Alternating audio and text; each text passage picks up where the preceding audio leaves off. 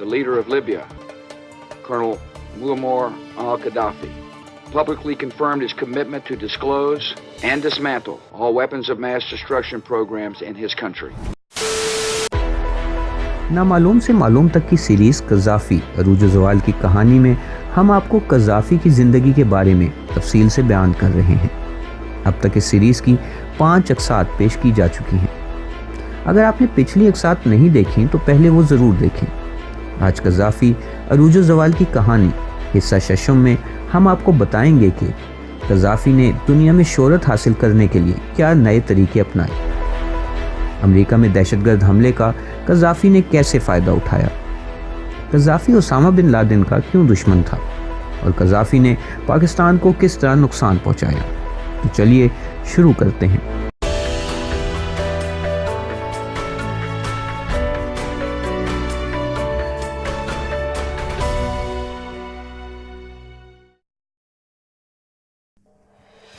اب تک قذافی بالکل اکیلا رہ چکا تھا اور دنیا کا کوئی بھی ملک اس کی مدد کو تیار نہ تھا۔ اس صورتحال میں قذافی شدید ذہنی دباؤ کا شکار ہو چکا تھا۔ ایک ایسا انسان جو چاہتا تھا کہ دنیا میں بچہ بچہ اس کا نام جانے اور اسے لیڈر مانے، اب اکیلا رہ چکا تھا۔ اس ذہنی دباؤ سے نکلنے کے لیے قذافی نے خود ہی اپنے آپ کو عجیب و غریب خطابات سے نوازنا شروع کر دیا۔ امام المسلمین، عرب بادشاہوں کا رہنما، افریقہ کے بادشاہوں کا بادشاہ اور اسی قسم کے دوسرے خطابات، مگر یہ سب کر کے بھی اسے اطمینان حاصل نہیں ہو رہا تھا۔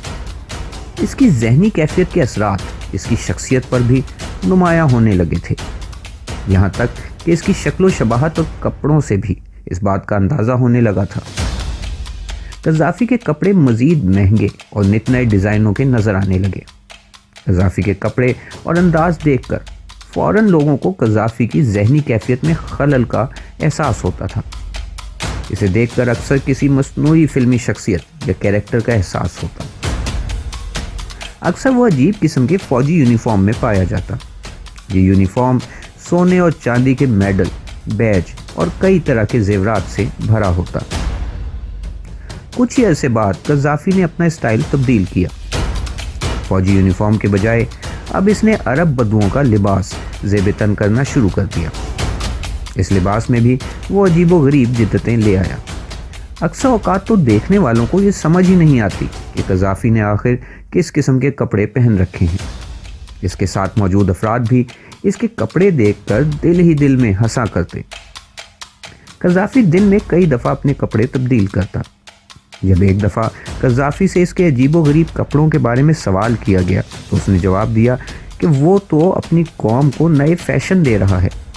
وہ جو کچھ پہنتا ہے وہ پورے ملک میں اور پوری دنیا میں فیشن کی شکل اختیار کر جاتا ہے، اور پورا ملک یہ نئے انداز کے کپڑے پسند کرتا ہے اور انہیں پہننا چاہتا ہے۔ اس وقت تک شاید قذافی اپنے آپ کو کوئی فلمی ستارہ سمجھنے لگا تھا۔ عرب لوگ اس کے عجیب و غریب کپڑوں پر اکثر شرمندہ نظر آتے تھے، کیونکہ اس قسم کے کپڑے عرب تہذیب کی نمائندگی ہرگز نہیں کرتے تھے۔ عرب قذافی کی ان حرکتوں سے تنگ ہوتے جا رہے تھے۔ آخر کار قذافی نے بھی عرب قوم کو صاف جواب دے دیا کہ اس کا تعلق عرب سے ہے ہی نہیں، بلکہ وہ تو ایک افریقی شخص ہے۔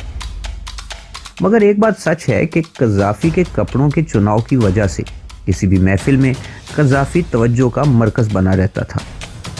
قذافی کا یہ رویہ صرف اس کے کپڑوں تک ہی محدود نہیں تھا، بلکہ اس نے کئی بار اپنے چہرے کی پلاسٹک سرجری بھی کرائی۔ اس کا خیال تھا کہ لیبیا کی پہچان اس کی وجہ سے ہے، اس لیے اسے ہمیشہ جوان نظر آنا چاہیے۔ دنیا کا سب سے زیادہ طاقتور انسان بننے کا خواب دیکھنے والے شخص قذافی کے لیے نت نئے ملبوسات اور چہرے کی پلاسٹک سرجری بھی کافی نہ تھی۔ وہ لوگوں کو متاثر کرنے کے لیے مزید طریقے سوچ رہا تھا۔ اس کے ذہن میں ایک اور طریقہ آیا۔ دنیا میں طاقتور افراد اپنی حفاظت کے لیے ہمیشہ سے ذاتی گارڈز رکھتے آئے ہیں، مگر قذافی ان سب کو مات دینا چاہتا تھا۔ وہ تاریخ میں پہلا مرد بن گیا جس کے تمام ذاتی گارڈز خواتین تھیں۔ ماہرین کے مطابق ان خواتین گارڈز کا تربیتی حوالے سے مرد گارڈز سے کوئی مقابلہ نہیں تھا۔ خواتین گارڈز رکھنے کے پیچھے قذافی کا مقصد صرف نمائش تھا۔ البتہ قذافی کا یہ کہنا تھا کہ وہ خواتین کو آزادی دینا چاہتا ہے۔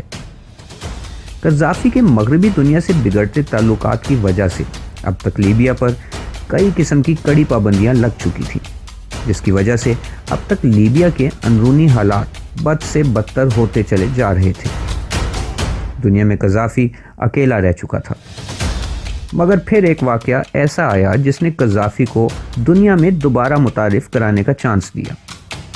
اکثر لوگوں کی رائے میں 9/11 کا واقعہ دہشت گردی تھی، مگر قذافی کی نظر میں یہ عالمی سطح پر شہرت حاصل کرنے کا موقع تھا۔ قذافی نے فوری طور پر اس واقعے کی مذمت کی اور امریکہ اور متاثرین سے مکمل یکجہتی کا اظہار کیا۔ قذافی نے نہ صرف یہ کہ اسامہ بن لادن کو دہشت گرد کہا، بلکہ باقاعدہ طور پر اس کی گرفتاری کا مطالبہ شروع کر دیا۔ قذافی نے 9/11 کے زخمیوں کو اپنا خون عطیہ کرنے کے ارادے کا بھی اظہار کیا۔ قذافی نے امریکہ کو دہشت گردی کے خلاف جنگ میں اپنی حمایت کی مکمل یقین دہانی کرانا شروع کر دی۔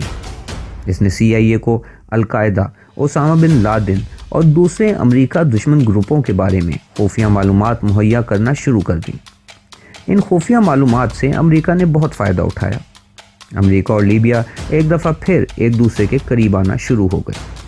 اس نے مغربی طاقتوں کی تمام شرائط ماننا شروع کر دی۔ قذافی پہلے ہی یہ دیکھ چکا تھا کہ امریکہ نے صدام حسین کے ساتھ کیا سلوک کیا تھا۔ قذافی کسی بھی صورت میں اس قسم کے سلوک سے بچنا چاہتا تھا۔ اس نے امریکہ کے کہنے پر اپنے تمام خطرناک ہتھیار، جنہیں امریکہ ویپنز آف میس ڈسٹرکشن یعنی WMDs کہتا تھا، تلف کرنا شروع کر دیے اور ان ہتھیاروں سے متعلق معلومات امریکہ کے حوالے کرنا شروع کر دی۔ ان میں ہی کچھ ایسی معلومات بھی تھی جن کو استعمال کرتے ہوئے امریکہ نے پاکستان پر شدید دباؤ ڈالنا شروع کر دیا۔ امریکہ کا کہنا تھا کہ پاکستان دنیا میں ایٹمی ہتھیاروں کے پھیلاؤ میں ملوث ہے۔ امریکہ نے پاکستان کے مشہور ایٹمی سائنسدان اور محسن پاکستان ڈاکٹر عبدالقدیر خان کو بھی اس ایٹمی ہتھیاروں کے پھیلاؤ کی سازش میں ملوث قرار دیا اور ڈاکٹر AQ خان سے حساس نوعیت کے سوال جواب کے لیے پاکستان سے اجازت مانگی، مگر اس وقت کی پاکستانی حکومت نے ایٹمی سائنسدان سے کسی قسم کے سوال جواب کی اجازت نہ دی اور AQ خان کو عالمی طاقتوں کے حوالے کرنے سے بھی انکار کر دیا۔ لیکن قذافی کی مہیا کردہ معلومات کی بنا پر پاکستان پر دور رس اثرات رونما ہوئے اور عالمی دنیا میں پاکستان کا امیج شدید متاثر ہوا۔ قذافی عروج و زوال کی کہانی جاری ہے۔ قذافی کا انجام جاننے کے لیے اگلی اور آخری قسط ضرور دیکھیں۔ اگر ویڈیو پسند آئی ہو تو لائک ضرور کریں۔